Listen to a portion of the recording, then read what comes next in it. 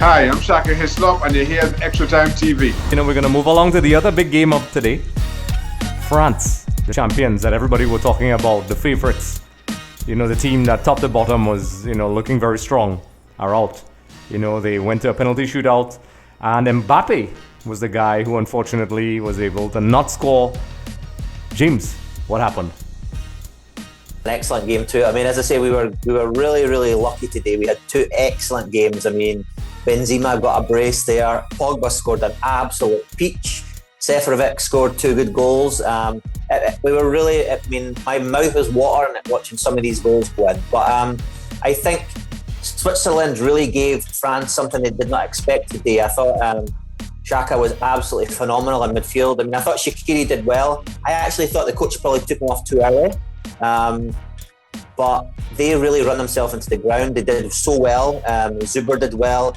Rodriguez missed the penalty, which would have meant they would have went 2-0 up. So for him, but I always say, I don't know why the coaches allow these left-footed players to take penalties. I've always said left-footed players always miss a penalty in a game time. But it happened, he missed it, and then obviously France went up 2-1 at that point. But I knew when it came down to penalties, it was going to be Loris against Sommer, and we know they're two excellent goalkeepers. Obviously, Jan Sommer got that great save, a really strong hand, but it's just sad that it was Mbappe who is obviously, he's supposed to be the young up-and-coming star to take Messi and Ronaldo's place.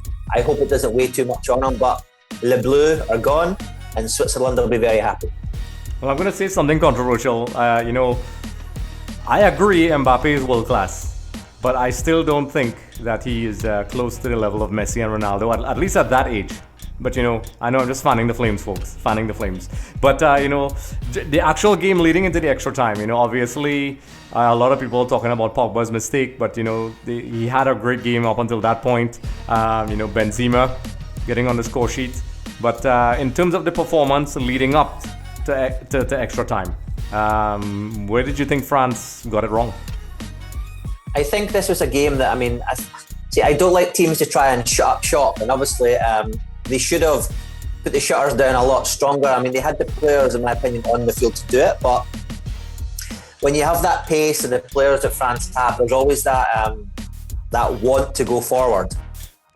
And as they say in Scotland, they got caught with their beaks down twice, in a sense, to get the draw. So it's disappointing. And Hugo Lloris will be hugely disappointed to lose two goals, so close to the end. But I don't want to say I'm surprised, because we knew Switzerland had quality, but this is a real collector's item, this result. Yes, because looking at the squad here, I'm just going to pull it back up here now. France played with three at the back. One of my issues I have with this French team, and I highlighted this at the beginning, folks, you can look back in case you want to verify. In the 2018 World Cup, obviously there were some different players, but the French team was hardly watertight. While I like some of the players, let's be honest, the Barcelona centre back and Kimpembe are not the most solid defenders. A lot of people disagree with me, but I don't think they are. There's a reason why Barcelona has a lot of problems as well. So I always maintained, while France were everybody's favourites, that was my concern about them, just like Germany as well. I think if you have a porous backline, you get shown up.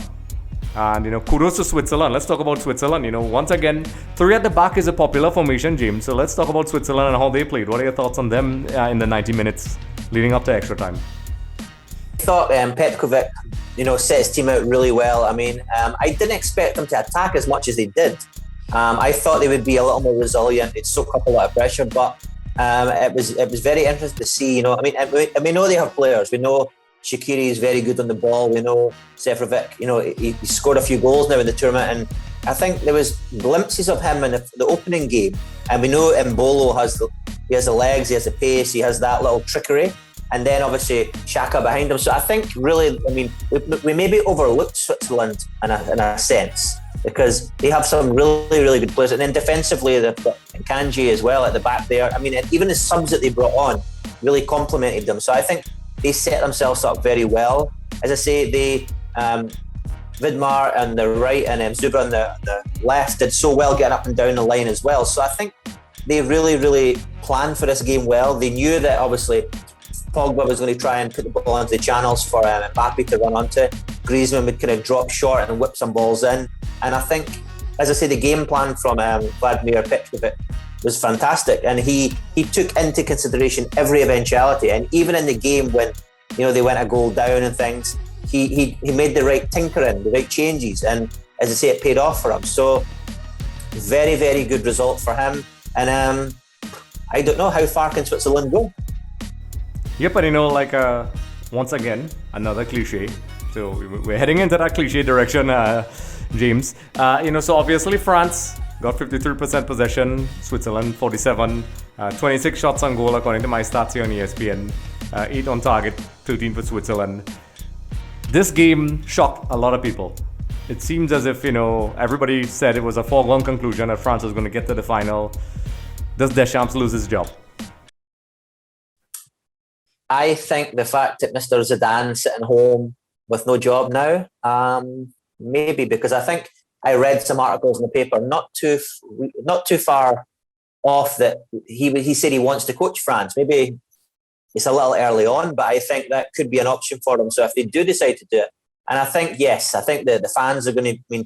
This is a team that should have went. They're world champions at the end of the day, and they lost to a team that I can't remember what the rank in Switzerland are. I think they're in between the 20s and 30s. I don't know. I'm guessing there, but they should not be losing this game with the talent they have on that field. As simple as that. So I'm pretty sure he probably will lose his job. Yeah. And just to end things off, so obviously this French team, I said this multiple times. Everybody said this is nothing new.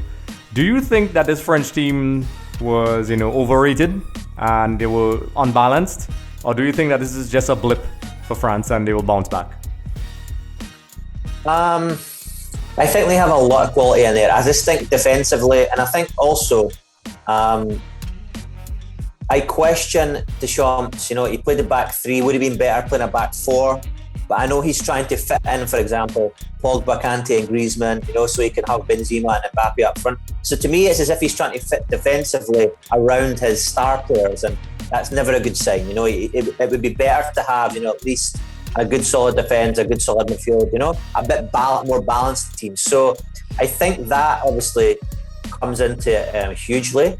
So I think maybe the tactics were probably wrong, but they have so much talent. I think we will see them come good in time for the World Cup. Will they come back and win it again this time? I'm not so sure they'll win it, but I think they will get, depending on obviously who's the coach, they will get firing again because they have. Yes. So, folks, I know a lot of people are shocked, but this is how it's going, folks. The tournament, Cristiano Ronaldo is gone, Mbappe is now gone. Who's going to go next? The big one is England versus Germany, folks. Maybe we could try to do a watch along. James and I have been talking about it a while now, but we're both very busy lads. So, we're going to try to make it work. So, James, once again, it's been a pleasure. Folks, let us know what you think in the comment section below about this game and what do you think about the upcoming games and also the Copa America. By the way, just going to slip that in. Argentina just defeated Bolivia 4-1. Not bad at all, folks. Check out those goals. Messi scored a pretty nice chip. So we're going to talk about the Copa America as well. Folks, the Euros continues. The Copa America continues. Thank you for joining us. Just a reminder, everyone, for more episodes with Shaka Hislop, be sure to head over to our YouTube channel. Also, don't forget to subscribe for more updates, interviews, and content.